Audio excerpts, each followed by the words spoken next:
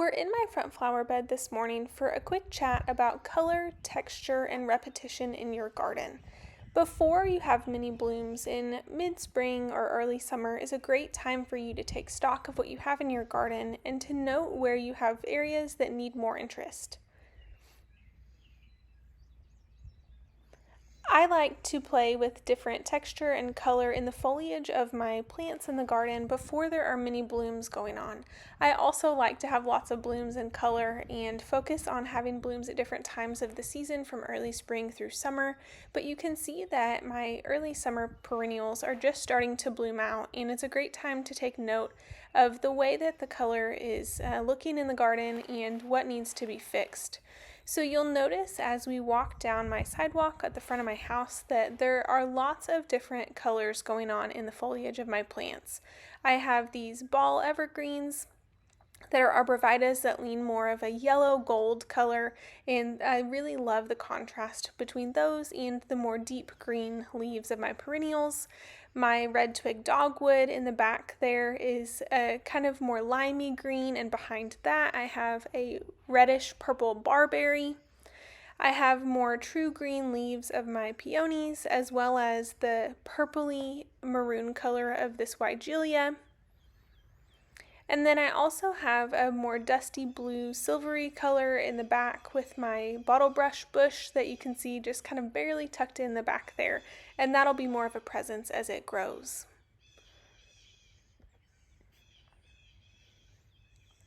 I want for you to notice the way that I have repeating colors going on in my garden, and keep in mind that every garden is a work in progress, so it's not perfect, but it is something that I've been working on adding to. Disregard the dead bush in the back, but notice how my barberry in the back and then my weigelia in the middle kind of mimic that same purple color, complemented by the splash of gold yellow by the golden arborvitae, and then also the creeping jenny that is along the ground with that gold yellow in the bottom right corner. You'll see that some of the leaves in the garden are thick and succulent type, like the kind of blue-gray sedum that I have growing on the ground. There's kind of more ferny texture, there's little bitty leaves of the catmint, and I really like to play with different leaf sizes and shapes as well to add interest, even if there's similar colors happening on those plants. I like to have some more strappy and long-leaved grassy texture. I have these little chives that I just planted toward the front here that'll bloom the same color as this catmint with the smaller leaves, but they add a different texture even when they're not in bloom. And then here you can see that I have a little euonymus that's gold in the corner, followed by this more purple wine-colored purple smoke bush. As I pan the camera across, you can see that the purple smoke bush on the far right of the front of my house is mirrored by the purple tones in a red Japanese maple on the far left side. I also try to have different evergreens and interest kind of spaced out throughout the garden. As I zoom in on this nepeta, just note the kind of blue-green color in the middle where the leaves are, and what a beautiful contrast that is with more of a true green leaf in the rest of my garden. You can see along the front of our sidewalk here I have daylilies, which add a really nice grassy texture, and they're also gorgeous when they bloom. But then further back there's the thicker and more broad leaf of the peony, and also the evergreens and the purpley leaves of the barberry toward the back.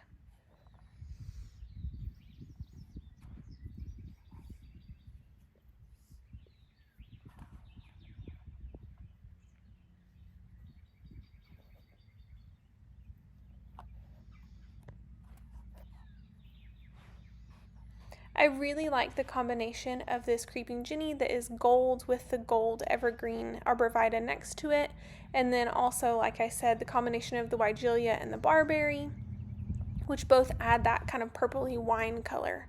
And both of those will get bigger in time as well.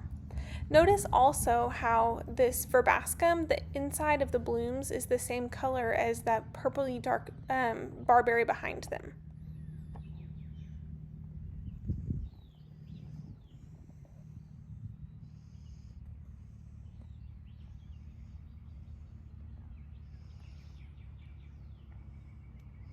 You can see that this area in the middle of my garden has a lot of that kind of true green color, but it's broken up with the Weigelia and the Arborvitae, adding some interest and different color as well. And you can also see that while there's a lot of green going on, there's lots of different leaves and shapes and textures going on as well with the different types of plants that I have. As we get more toward my hostas, you can see that I really like the variegated hosta that has the white on the margin. I really love the contrast that that adds and the brightness in the shade areas of the garden.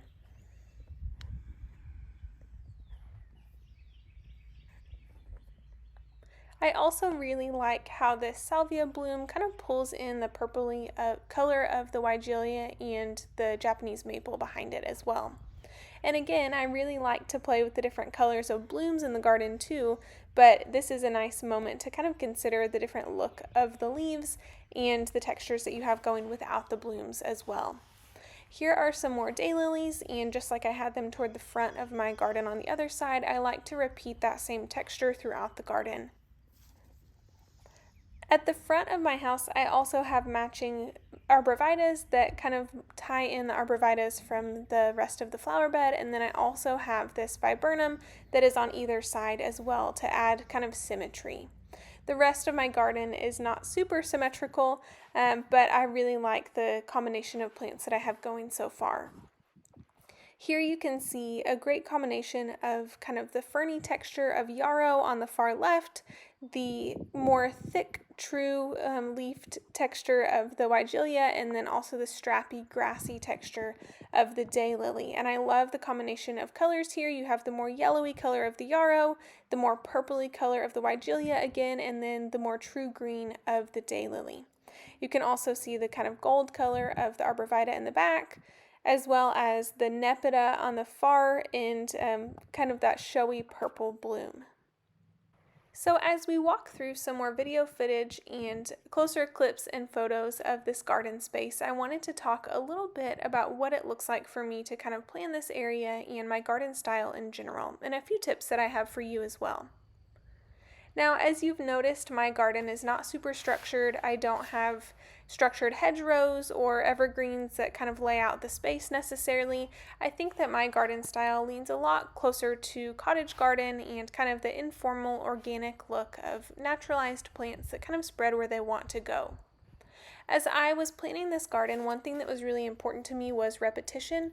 I think that often the cottage garden style kind of can become synonymous with messy.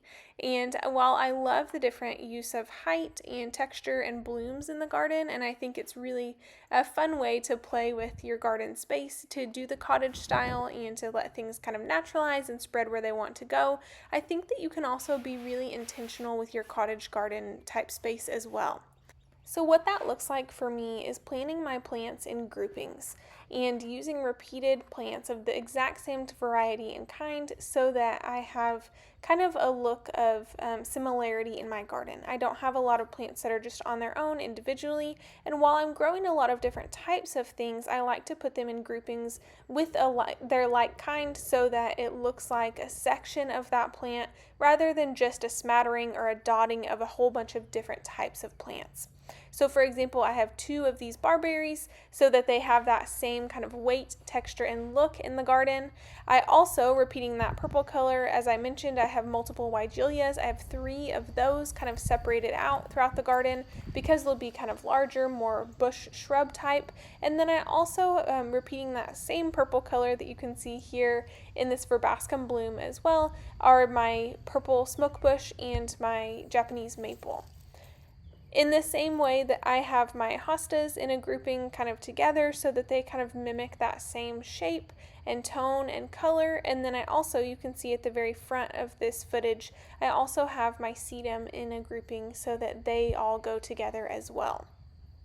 So even if you're doing the cottage garden style, putting your plants in groupings or kind of drifts so that it looks more natural and organic, but your things are kind of grouped together, gives your eye a place to rest, and then also gives some kind of repetition and formality to your garden, even though it's high interest and you have a lot of different blooms, a lot of different shapes and foliage and that kind of thing going on as well.